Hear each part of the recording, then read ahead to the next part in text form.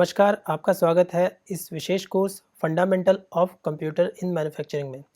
पाठ्यक्रम समन्वयक doctor Ramakrishna Rathod, dean R&D associate professor, Rungta college of engineering and technology, CSVTU Bhilai. Professor Samad P Saxena, assistant professor, UTD CSVTU Bhilai. NCVR का drilling कार्यों के लिए camp presented by Akash Kumar Urkude, GET mechanical इन MSME technology centre Durg. हम आज के क्लास में जानेंगे कि ड्रिलिंग ऑपरेशन क्या होता है और इसको किस तरीके से प्रोग्राम किया जाता है, किस टाइप के वर्कपीस में कौन सा ड्रिलिंग ऑपरेशन किया जाता है और इस ऑपरेशन में कैम का किस तरीके से यूज़ कर सकते हैं। मीन्स NCVR को हम किस तरीके से हम यहाँ पे ला के यूज़ कर सकते हैं ड्रिलिंग ऑपरेशन के लिए। तो ये सारी चीज़ हम आज देखेंगे। हमारा लर्निंग ऑब्जेक्टिव रहेगा कि इस प्रेजेंटेशन में हम ड्रिलिंग ऑपरेशन, जो अलग अलग टाइप के ड्रिलिंग ऑपरेशन या फिर ड्रिल मिल होते हैं, यूज़ होने वाले हैं, उसे हम किस तरीके से यूज़ करते हैं और कब यूज़ करते हैं, ये आज हम जानेंगे। साथ ही उसके लिए क्या क्या पैरामीटर्स यूज़ होते हैं, G code, M code, feed, depth of cut, ये सारी चीज़ों की जानकारी हमें आज के लेक्चर में प्राप्त होगी। हमें ड्रिल ऑपरेशन करते समय क्या क्या सुरक्षा और सावधानियों को बरतना चाहिए, इसके बारे में भी हम आज के लेक्चर में जानेंगे। तो सबसे पहले आइए देखते हैं what is drilling operation. Drilling operation क्या होता है? तो ड्रिलिंग एक ऐसी मशीनिंग प्रक्रिया है जिसमें कटिंग टूल, ड्रिल बिट जिसे कहते हैं, का उपयोग करके हम मटेरियल को हटाने का काम करते हैं और एक होल बनाने का काम करते हैं। इसका उपयोग अगर देखा जाए तो इसे CNC मशीनिंग में होल बनाने के लिए उपयोग में लाया जाता है। ड्रिल एक ऐसा ऑपरेशन होता है जिसमें हम लार्ज अमाउंट ऑफ मटेरियल को हटा सकते हैं एक साथ और एक बड़ा सा होल क्रिएट कर सकते हैं जो ड्रिल के डायमीटर का ही होता है। तो ये एक ड्रिलिंग ऑपरेशन कहलाता है। ड्रिल के लिए अलग अलग टाइप के टूल का यूज़ किया जाता है। सामने आप PPT में देख सकते हैं। यहाँ पे जो है एक स्पॉट ड्रिलिंग के लिए हमने एक छोटा सा ड्रिल का पिक्चर देख सकते हैं आप। ये स्पॉट ड्रिलिंग ऑपरेशन के लिए इस टाइप का सेंट्रल ड्रिल यूज़ करते हैं, इसे सेंट्रल ड्रिल कहा जाता है। अब ये स्पॉट ड्रिलिंग ऑपरेशन होता क्या है? तो स्पॉट ड्रिलिंग ऑपरेशन होता है जब कभी हमें किसी एक जगह पे पॉइंट बनाना होता है ताकि आने वाले जितनी भी ड्रिल्स हैं उसको एक्यूरेट पॉइंट मिल सके कि कहाँ पे ड्रिल करना है। तो एक छोटा सा डेप्थ ऑफ कट देके हम एक जगह पॉइंट बना देते हैं या फिर एक जगह पे पोजीशन दे देते हैं, एक लोकेशन सेट कर देते हैं कि यहाँ पे हमें ड्रिल करना है। क्योंकि देखिए, जब हम कोई भी बड़ा ड्रिल ऑपरेशन एक साथ परफॉर्म करने जाते हैं तो हो सकता है टूल थोड़ा सा ऑफसेट हो जाए और टूट जाए। तो टूल ऑफसेट नहीं होना चाहिए, प्रॉपर इंसर्ट होना चाहिए मटेरियल में।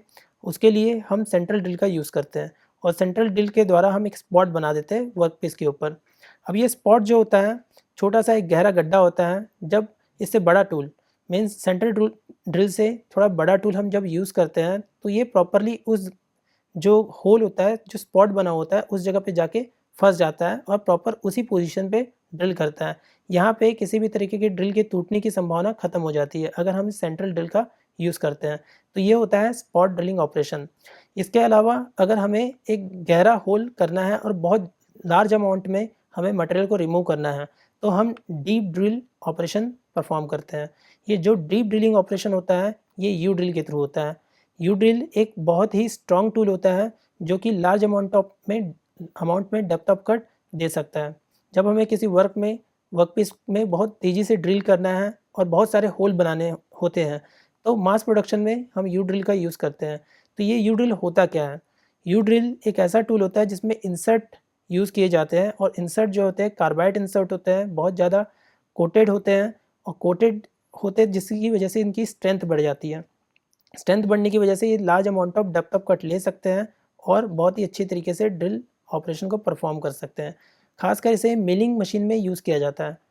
नेक्स्ट है रिमिंग और टैपिंग। जो हमने पहले से ड्रिल ऑपरेशन परफॉर्म कर रखा है वहाँ पे हो सकता है हमें किसी जगह पे असेंबली करना हो उस पार्ट को, तो वहाँ पे थ्रेड बनाने की आवश्यकता पड़ सकती है। तो थ्रेड बनाने के लिए सबसे पहले तो हम उसमें टैप का उपयोग करेंगे। टैप जो होता है इंटरनल थ्रेड बनाने के लिए उपयोग में लाया जाता है।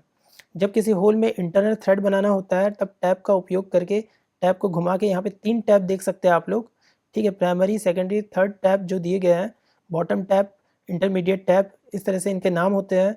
इनका हम उपयोग करके आंतरिक जो चूड़ी है, हिंदी में कहते हैं चूड़ी, तो ये जो चूड़ी है हम बना सकते हैं।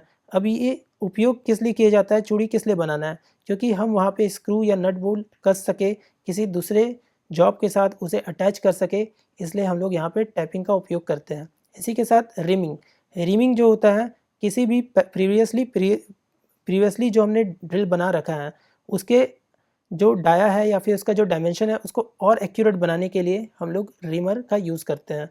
मतलब पहले से बने हुए ड्रिल में हम रीमर यूज़ करते हैं।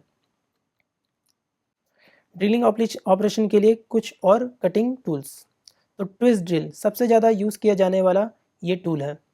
इसमें जो एंगल होता है 118 का एंगल होता है या फिर 135 का एंगल, इन 2 पॉइंट एंगल वाले ट्विस्ट ड्रिल को हम लोग सबसे ज़्यादा यूज़ करते हैं। आप किसी भी मशीन में या ड्रिलिंग मशीन में या फिर मिलिंग मशीन में आप जाएंगे तो वहाँ पे आपको मैक्सिमम इसी टूल को देखने मिलेगा कि आपको ट्विस्ट ड्रिल ही दिया जाएगा वहाँ पे यूज़ करने के लिए। ये HSS के बने होते हैं। कहीं कहीं किसी जगह पे जहाँ पे हार्ड मटेरियल यूज़ होता है तो वहाँ पे हमें स्ट्रॉन्ग टूल की ज़रूरत होती है, तब हम कार्बाइड के इन ड्रिल्स का यूज़ करते हैं, इन ट्विस्ट ड्रिल का यूज़ कर सकते हैं। इसके अलावा जैसे कि हम पहले ही जान चुके हैं सेंटर ड्रिल, ये अलग अलग टाइप के ड्रिल्स आते हैं सेंट्रल ड्रिल, जो कि अलग अलग टाइप का स्पॉट बनाते हैं। इसे ए टाइप, बी टाइप और इसी तरह के अन्य टाइप के भी सेंट्रल ड्रिल हम लोग यूज़ कर सकते हैं। गन ड्रिल, ये गन ड्रिल एक तरह से यू ड्रिल की ही तरह होता है। ये लार्ज अमाउंट में मटेरियल रिमूवल करने के लिए यूज़ किया जाता है। अब हम जानेंगे ड्रिलिंग नॉमेनक्लेचर। ड्रिलिंग टूल का जो नॉमेनक्लेचर होता है वो क्या होता है, क्या क्या इसमें बॉडी में पार्ट होते हैं या फिर क्या क्या सेक्शन होते हैं। तो सबसे पहले हम लोग देखेंगे शैंक। जो ड्रिल टूल का जो शैंक होता है वो ड्रिल टूल का 30 से 40, कभी कभी 50% हिस्सा भी होता है। और ये जो होता है शैंक, ये क्या होता है, मशीन के होल्डर में जाके फिट होने का काम करता है। मीन्स अगर अगर हमें ड्रिल ऑपरेशन परफॉर्म करना है तो हमें शैंक के थ्रू ड्रिल को हमें पकड़ना होगा, उसे ग्रिप करना होगा। तो इसे किसी भी अडाप्टर में, होल्डर में अच्छे से फिट किया जाता है, तो ये शैंक कहलाता है। दूसरा होता है कटिंग फ्लूट। तो कटिंग फ्लूट होता है, ये कटिंग ऑपरेशन परफॉर्म करने के लिए ग्रू बने होते हैं कटिंग टूल पे। ये जो फ्लूट होते हैं ये किस तरह से उपयोगी होते हैं ड्रिलिंग मशीन में या फिर ड्रिल टूल में। तो ड्रिल टूल जब कटिंग ऑपरेशन परफॉर्म करता है तो वहाँ पे लार्ज अमाउंट में चिप जनरेट होते हैं, तो उन चिप को जो है एक तरह से गाइड करने का काम ये फ्लूट करता है। तो ये जो फ्लूट होते हैं चिप को भी गाइड करते हैं, प्लस जो कूलेंट वहाँ से प्रवाहित हो रहा है उस कूलेंट को भी गाइड करने का काम ये फ्लूट्स करते हैं। पॉइंट एंगल ड्रिल का एक सिरा होता है जहाँ से ड्रिल सबसे पहले ड्रिलिंग ऑपरेशन परफॉर्म करता है। तो जो पॉइंट एंगल होता है पहला सबसे पहले वर्कपीस पर टच होने वाला यही पॉइंट होता है। और यह जो होता है इसका जो एंगल है वो 118 डिग्री के आसपास, 118 से 135 जो पहले ही बताया जा चुका है, ये उतने एंगल में पॉइंट एंगल बना हुआ होता है। कटिंग एज, तो कटिंग एज जो होते हैं ये धारदार हिस्सा होता है कटिंग फ्लूट्स का, जो कटिंग ऑपरेशन परफॉर्म करने के लिए यूज़ होता है। तो ये था ड्रिल टूल का नॉमेनक्लेचर। हमने जाना कि ड्रिल टूल किस टाइप का होता है, उसमें क्या क्या उसकी बॉडी में फ्लूट बने होते हैं, शैंक होता है, पॉइंट एंगल और कटिंग टूल्स, कटिंग एजेस बने होते हैं। अब जानेंगे कि जी कोड और एम कोड, ड्रिल ऑपरेशन के लिए कौन कौन से जी कोड और एम कोड हम यूज़ करने वाले हैं। तो सबसे पहले हम यूज़ करेंगे G81। कभी भी सिंपल ड्रिलिंग ऑपरेशन परफॉर्म करना है तो हमें G81 का यूज़ करना होता है। अगर हमें पैक ड्रिल ऑपरेशन का परफॉर्म करना है किसी मशीनिंग के थ्रू या फिर किसी मटेरियल के ऊपर, तो वहाँ पे हम G83 का यूज़ करेंगे। पैक ड्रिल होता क्या है, सबसे पहले तो हम ये जानेंगे। पैक ड्रिल होता है कि सबसे पहले जब हम ड्रिल कर रहे हैं तो ड्रिल करने के बाद उसको थोड़ा से अमाउंट में पीछे की ओर ड्रिल को खींचना होता है और फिर वापस से ड्रिल करना शुरू करना होता है। तो ये बार बार पीछे आने की जो प्रक्रिया होती है ये पैक ड्रिलिंग कहलाती है, मतलब रिट्रैक्शन लेना। हमारा जो ड्रिल टूल होता है वो एक साथ पूरी तरह से होल नहीं बना सकता। अगर वो एक साथ होल करने जाएगा तो वो ब्रेक हो जाएगा। तो सबसे पहले अब देखिए इसका रीज़न क्या होता है ब्रेक होने का। जब ड्रिलिंग ऑपरेशन परफॉर्म होता है तो ड्रिल टूल जिस तरीके से पेनिट्रेट करते जाता है वर्कपीस को, अंदर की ओर जाते समय उसमें कुछ चिप्स फंस जाते हैं। अगर होल के अंदर कुछ चिप्स फंस जाएंगे और वो बाहर नहीं आ पाएंगे तो यहाँ क्या होता है कि लार्ज अमाउंट में फोर्स अप्लाई करना होता है हमारे ड्रिल टूल के ऊपर, और लार्ज अमाउंट में जब फोर्स अप्लाई किया जाता है तो ड्रिल टूल टूट जाता है। तो इसी के लिए जो है यहाँ पे पैक ड्रिल ऑपरेशन परफॉर्म करेंगे। ये जो पैक ड्रिल ऑपरेशन परफॉर्म किया जाता है वो ट्विस्ट ड्रिल पे यूज़ किया जाता है। ट्विस्ट ड्रिल क्या करता है कि जितना भी चिप है उसे फ्लो करके बाहर की ओर फेंक देता है। वापस जब वो रिट्रैक्ट लेता है तो जितना भी चिप है वो एक तरह से फ्री हो जाते हैं कि नेक्स्ट ड्रिलिंग ऑपरेशन में या फिर नेक्स्ट रिट्रैक्शन में वो चिप बाहर आने के लिए रेडी हो जाते हैं। मीन्स एक फ्री स्पेस मिल जाता है चिप्स को फ्लो होने के लिए।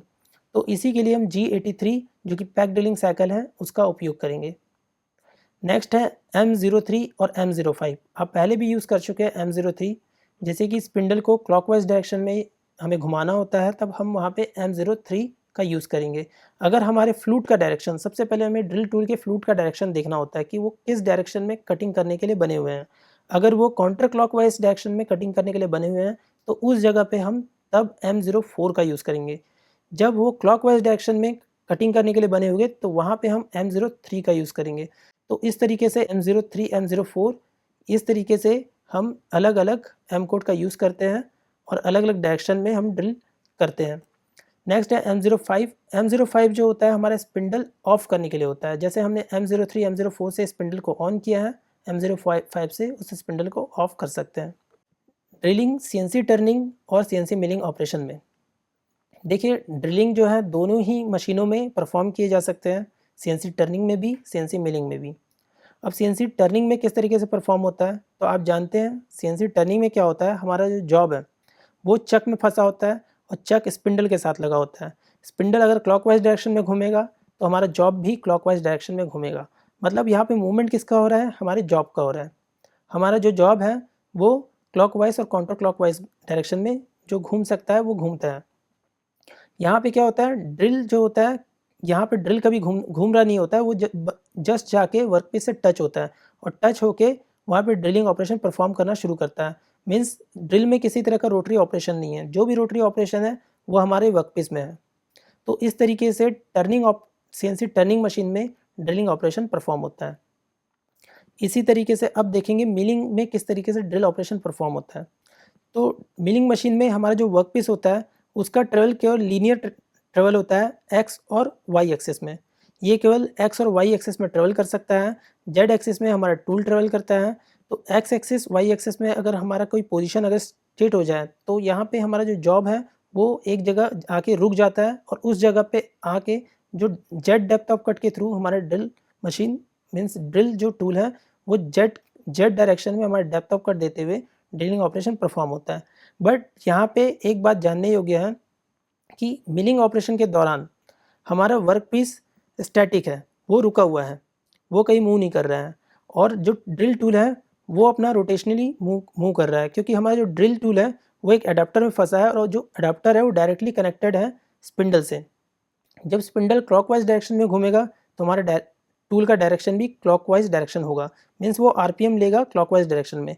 जब वो काउंटर क्लॉकवाइज घूमेगा स्पिंडल तो काउंटर क्लॉकवाइज डायरेक्शन में हमारा टूल भी घूमेगा।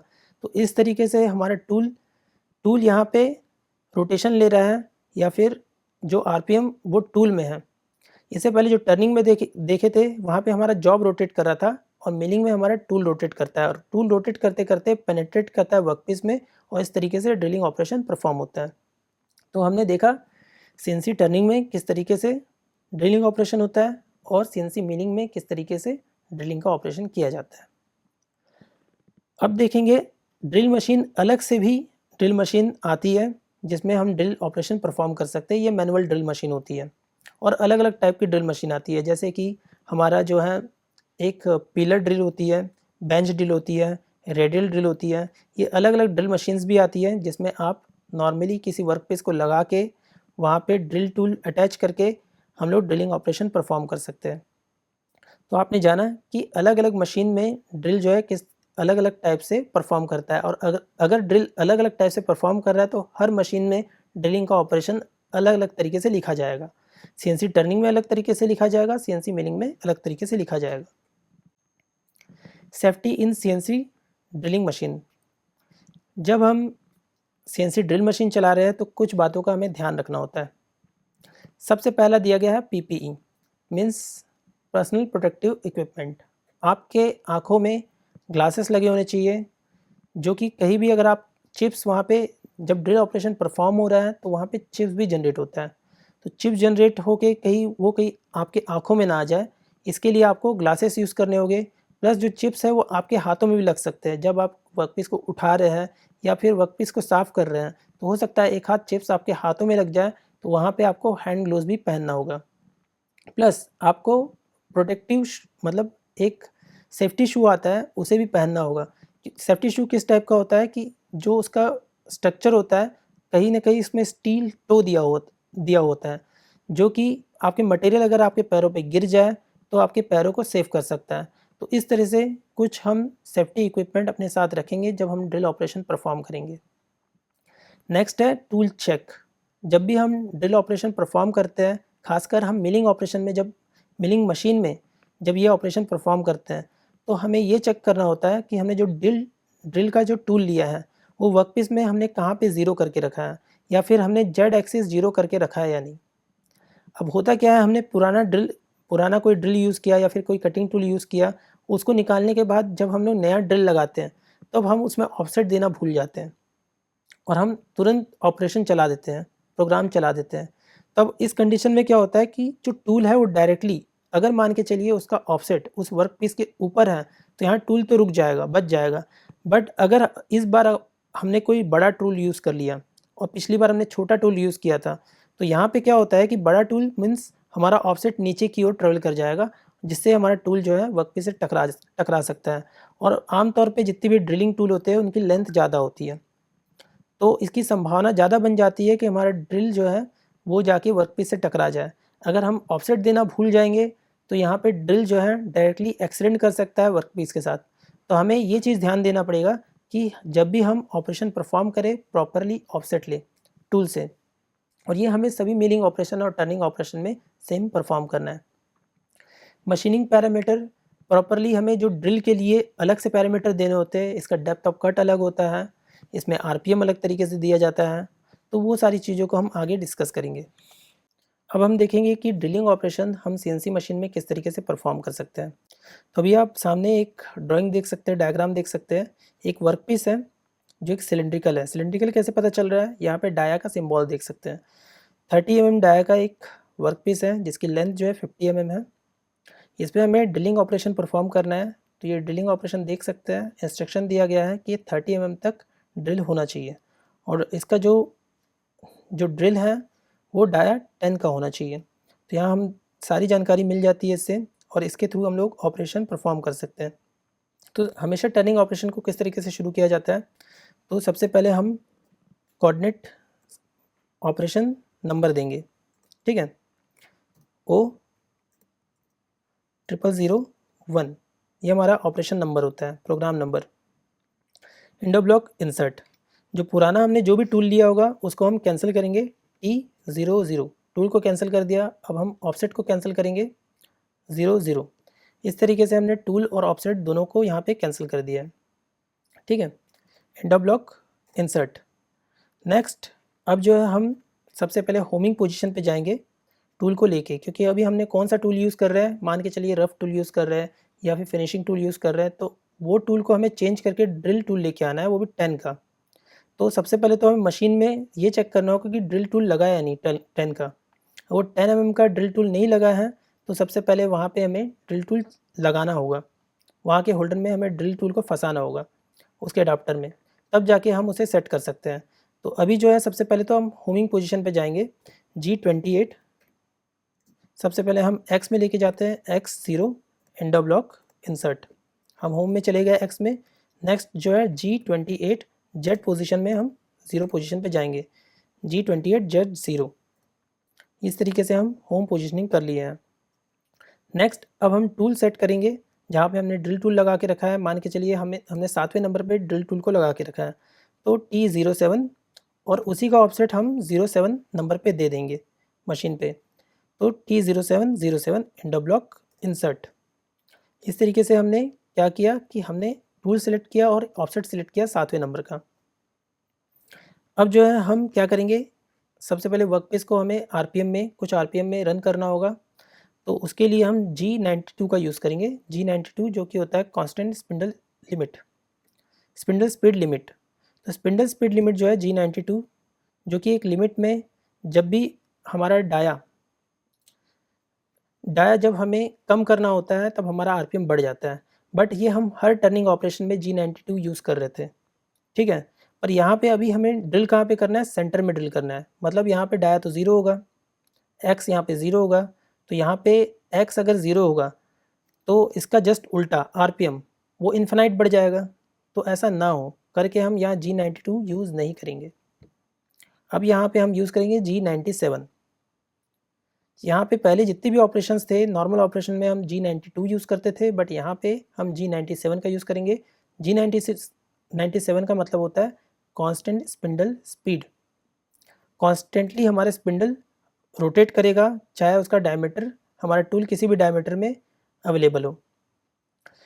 नेक्स्ट जो है हम वहाँ पे RPM दे देंगे। यहाँ पे हम ड्रिल की ऑपरेशन के लिए RPM दे रहे हैं। तो हमारा जो ड्रिल होता है वो नॉर्मली HSS का होता है, हाई स्पीड स्टील मटेरियल का होता है। तो उसके लिए हम RPM थोड़ा कम रखते हैं। यहाँ पे 400 से 500 RPM तक हम इसे दे सकते हैं। प्लस यहाँ पे जो ड्रिल टूल यूज़ करते हैं उसके नॉर्मली जो फ्लूट होते हैं वो काउंटर क्लॉकवाइज डायरेक्शन के लिए बने होते हैं। तो हम स्पिंडल को जो चलाएंगे, वर्कपीस को घुमाएंगे काउंटर क्लॉकवाइज डायरेक्शन में। तो M04 में घुमाना होगा हमें। यहाँ पे इंडो ब्लॉक करके एंड कर देते हैं। तो हम केवल इतना ही प्रोग्राम लिखेंगे स्पिंडल को ऑन करने के लिए। इसके बाद G00 हमें सेफ्टी पोजीशन में लेके आना है टूल को। तो सेफ्टी पोजीशन क्या होता है, हमेशा डायमीटर से 2 mm ज़्यादा, और ये हम x की बात कर रहे हैं, x में डायमीटर से 2 mm ज़्यादा होता है और z में 2 mm एक्स्ट्रा होता है। तो यहाँ पे अभी जो ड्रिल हमें ऑपरेशन परफॉर्म करना है वो सेंटर में परफॉर्म करना है। तो इसका मतलब हमें जो 30 जो डायमीटर है, 32 जो हम लेते थे पिछला टर्निंग में, वैसा नहीं लेंगे, हम सीधा 0 पे लेके आएंगे। x को हम 0 पे लेके आएंगे। x0 का मतलब हुआ कि हमारा ड्रिल टूल जो है सीधा, ये हमारे कर्सर को देखिए, कर्सर जो है सीधा सेंटर पे आ रहा है और सेंटर से जाके टकरा नहीं रहा है, क्योंकि वो 2 mm पीछे खड़ा होगा। पीछे कहाँ खड़ा होगा, जहाँ Z 2.0 है, तो वो Z 2.0 अभी हमें देना होगा। G00 Z 2.0, यहाँ पे हमने Z को सेफ्टी पोजीशन पे दिया है, इंडो ब्लॉक इंसर्ट करेंगे। तो इस तरीके से हमने एक सेफ्टी पोजीशन दे दिया X में और Z में। बट यहाँ पे एक थोड़ी सी ये गलती है, आप इसको थोड़ा देखेंगे कि हम X पॉइंट पहले कभी शुरू में नहीं देंगे, X को हमें बाद में देना होगा। X को हम Z के बाद लिखेंगे, ये गलती आप मत कीजिएगा। ये सेफ्टी आपको ध्यान में रखना है कि Z को पहले देंगे, Z को पहले लेके आएंगे सामने, उसके बाद हम X को लेके आएंगे। अगर हमने Z को पहले दे दिया, X को पहले दे दिया, तो होगा क्या कि हमारा जो टूल है, हो सकता है हमारा जो टेल स्टॉक है वो आगे की ओर हो और वहाँ पे टूल हमारा टकरा जाए। तो हम पहले Z में आएंगे फिर X में आएंगे। तो X की position X 0.0 Indo block insert. अब हम क्या करेंगे, कूलेंट ऑन करेंगे, M07 इंडो ब्लॉक इंसर्ट। यहाँ पे हमने कूलेंट ऑन किया, ये फॉर्मेट सेम है, थोड़ा बहुत फॉर्मेट में चेंज है। जैसे हमने यहाँ पे G97 यूज़ किया, M04 यूज़ किया, प्लस यहाँ पे G00 X में 32 ना देके X में 0 ले लिया। तो इतना इन चीज़ों का हमें ध्यान रखना है प्रोग्राम करते वक्त। नॉर्मली क्या होता है, बच्चे लोग हमेशा प्रोग्राम करना जानते हैं कि X में हमें डायमीटर से 2 mm ज़्यादा देना है, तो यहाँ पे ज़्यादा दे देते हैं, टूल आके टकरा जाता है या फिर कहीं और जाके रुक जाता है। प्लस यहाँ पे भी होता है M03 दे देते हैं, जिससे टूल घिस जाता है, टूट जाता है। G97 नहीं देते, G92 दे देते हैं, तो ये गड़बड़ी हो सकती है। इन सब चीज़ों का हमें ध्यान रखना है। नेक्स्ट, अब यहाँ से हम चालू करते हैं ड्रिलिंग ऑपरेशन के लिए जी कोड देना। तो हमारा जो ड्रिलिंग ऑपरेशन के लिए जी कोड है वो G83 है, पैक ड्रिल के लिए। तो सबसे पहले हम पैक ड्रिल का उपयोग करेंगे। यहाँ पे जी कोड G83 जो कि पैक ड्रिल को दर्शाता है। अब यहाँ पे कोई हमें X, Z, X, Y कुछ नहीं देना है। यहाँ पे हमें केवल Z डायरेक्शन में ही डेप्थ ऑफ कट देना है। तो Z लिख के माइनस कितना Z में जाना है हमें, तो हमें 30 डिस्टेंस तक जाना है। यहाँ से हम 0 से शुरू करके 30 तक जाएंगे। तो 30 तक जाने के लिए इसका जो अगर पॉइंट देखा जाए, हमने पॉइंट से ऑफसेट लिया होगा, तो हमें थोड़ा सा और ट्रेवल करना होगा। 30 तक जाने के लिए हमें निकालना पड़ेगा कि कितना और ट्रेवल करना है, एक्स्ट्रा ट्रेवल। तो हो सकता है 32 तक जाना पड़े, जिससे ये जो यहाँ तक के डिस्टेंस देख रहे हैं 30, इसके आगे पॉइंट निकला हुआ है, तो पॉइंट ये 32 तक ट्रेवल कर जाएगा, जिससे हमें 30 mm तक हमें ड्रिल मिल जाएगा। इसके बाद जो है हम यूज़ करेंगे इंक्रीमेंटल डेप्थ ऑफ कट। देखिए क्या होता है कि एक साथ ड्रिल इतना ट्रेवल नहीं करता, मटेरियल के अंदर एक साथ नहीं घुस जाता, उसको थोड़ा थोड़ा करके अंदर जाना होता है, तो वो इंक्रीमेंटली जाता है। थोड़ा सा जाएगा फिर बाहर आएगा, फिर थोड़ा सा जाएगा फिर बाहर आएगा। तो ये थोड़ा सा कितना जाएगा, तो उसे हम क्यू से डिनोट करेंगे, incremental depth of cut in Z direction. हम जेड डायरेक्शन में इंक्रीमेंटल डेप्थ ले रहे हैं, तो क्यू जो देंगे हम 200 देंगे। यहाँ पे आप लिख लीजिएगा कि Q200 जो 200 माइक्रोन का डेप्थ ऑफ कट लेते हुए वो जेड डायरेक्शन में ट्रेवल कर रहा है। नेक्स्ट जो है, अब हमें रिट्रैक्शन भी देना होता है, क्योंकि वो 200 माइक्रोन तक चला गया है, उसको वापस भी आना है, तो कहाँ तक आएगा, तो यहाँ पे हम R देंगे। R का मतलब होता है रिट्रैक्शन।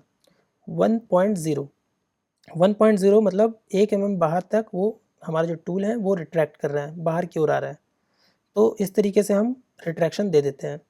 लास्ट में हम फीड देंगे कि हमें कितना फीड देना है। तो हम जो क्यू दिए हैं वो तो हमने कितना डेप्थ लेना है, टोटल डेप्थ लेना है एक बार में, और फिर आर के थ्रू रिट्रैक्ट करना है 1 mm तक। बट एक रिवॉल्यूशन में कितना डेप्थ लेना है उसके लिए हमें फीड देना ही पड़ता है।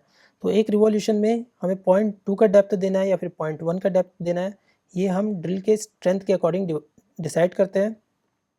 एफ 0.2 देते हैं, यहाँ पे 200 माइक्रोन का डेप्थ दिए हैं या फिर फीड दिए हैं, ये डेप्थ नहीं बोलेंगे आप, फीड दिए हैं। फीड का काम क्या है कि हर एक रिवॉल्यूशन में, मतलब हमारा स्पिंडल जो एक रिवॉल्यूशन कंप्लीट करता है 360 डिग्री तक घूम जाता है, तब हमारा जो टूल है कितना ट्रेवल कर जाएगा तब तक के।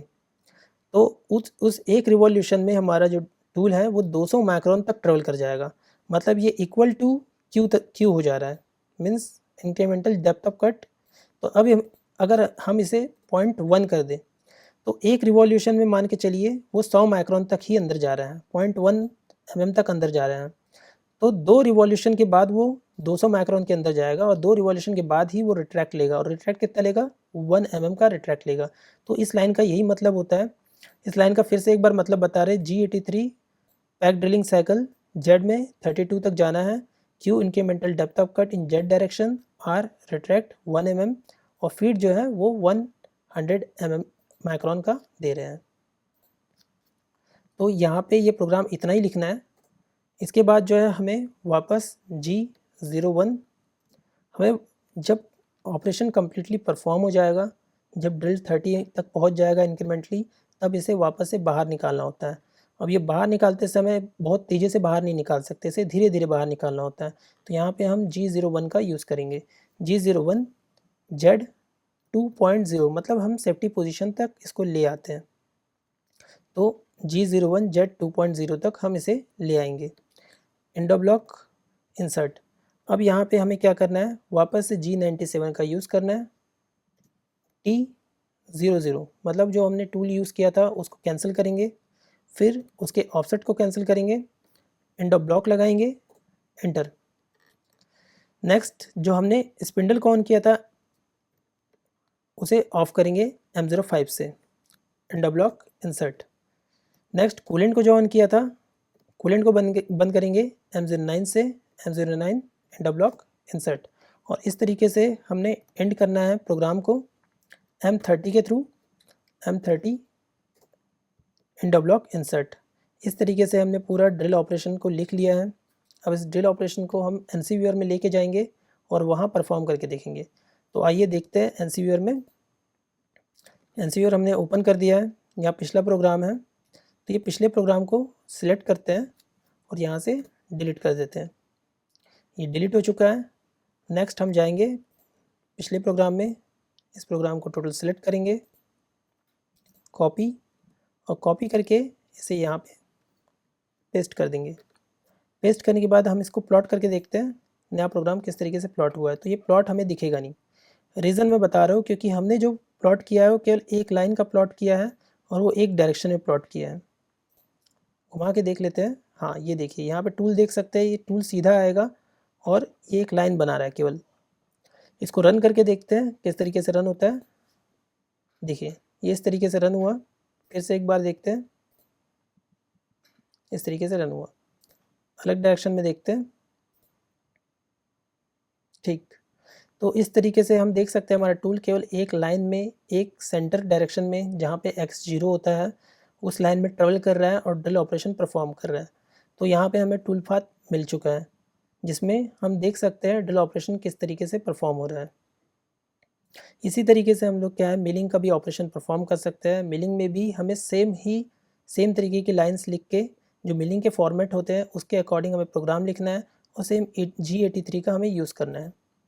मेरा मिलिंग का ऑपरेशन पहले से बना हुआ है, हम उसे पहले देखेंगे। मिलिंग का ऑपरेशन हमने बना रखा है, यहाँ पे देख सकते हैं एक मिलिंग का ऑपरेशन पहले से है।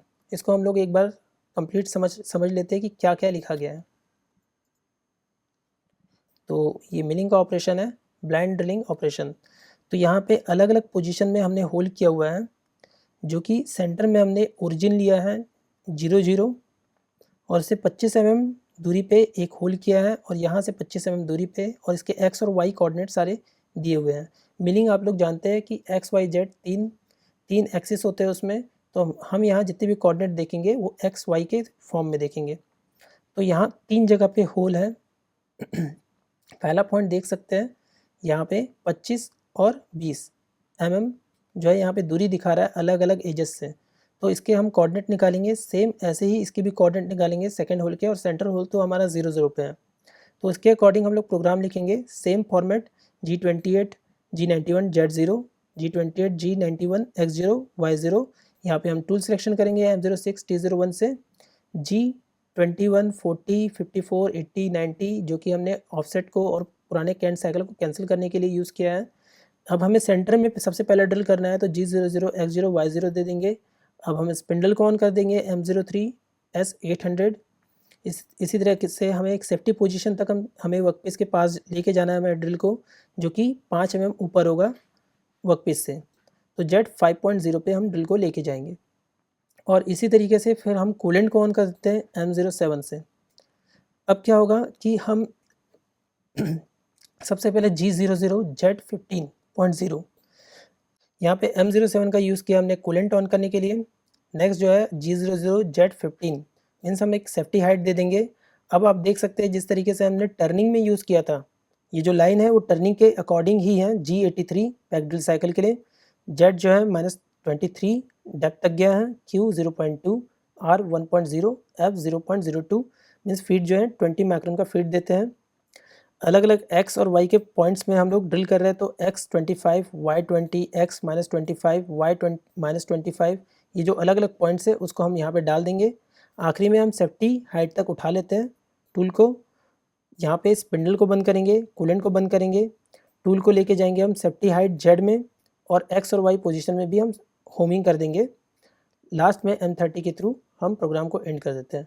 तो हम ये पूरे प्रोग्राम को अभी NCVR में डाल के देखेंगे कि किस तरीके से वर्क कर रहा है। NCVR में जाएंगे और वापस से इस प्रोग्राम को हम कॉपी पेस्ट कर देते हैं, Ctrl+V, और तो पुराने प्रोग्राम को डिलीट करके हमने नया प्रोग्राम डाला है। प्लॉट करेंगे इसे, तो ये देख सकते हैं हमें यहाँ पे इसका प्लॉट दिखाई दे रहा है कि किस तरीके से प्रोग्राम बना है। तो ये जो टूल है ये अलग अलग पॉइंट पे जाके ड्रिल कर रहा है। ये 3 पॉइंट जो है ये अलग अलग 3 पॉइंट दिखा रहा है। इसको रन करके देखेंगे, 3 पॉइंट दिखा रहा है। डेप्थ जो है 23 तक का डेप्थ लिया है। तो इस तरीके से हम लोग NCVR से चेक कर सकते हैं मिलिंग ऑपरेशन के लिए किस तरह से ड्रिलिंग ऑपरेशन परफॉर्म किया है। कंक्लूजन एंड मेन टेक वे, निष्कर्ष ये निकलता है कि जितने भी हमने ड्रिलिंग ऑपरेशंस देखे वो किस तरीके से परफॉर्म हो रहे हैं, वो सेम ही तरीके से परफॉर्म हो रहे हैं जिस तरह से CNC टर्निंग और CNC मिलिंग ऑपरेशन में हमने देखा। बस CNC टर्निंग और CNC मिलिंग के हमें फॉर्मेट यूज़ करने हैं। हमने मुख्य बिंदु क्या देखे, यहाँ पे जो कटिंग टूल्स हैं वो अलग अलग टाइप के जो कटिंग टूल है, जैसे कि हमारा यू ड्रिल हो गया, स्पॉट ड्रिल हो गया, ट्विस्ट ड्रिल हो गया, इनके बारे में हमने जाना। टूल नॉमेनक्लेचर के बारे में जाना, और G कोड M कोड कौन से यूज़ करते हैं उसके बारे में भी हमने आज जाना।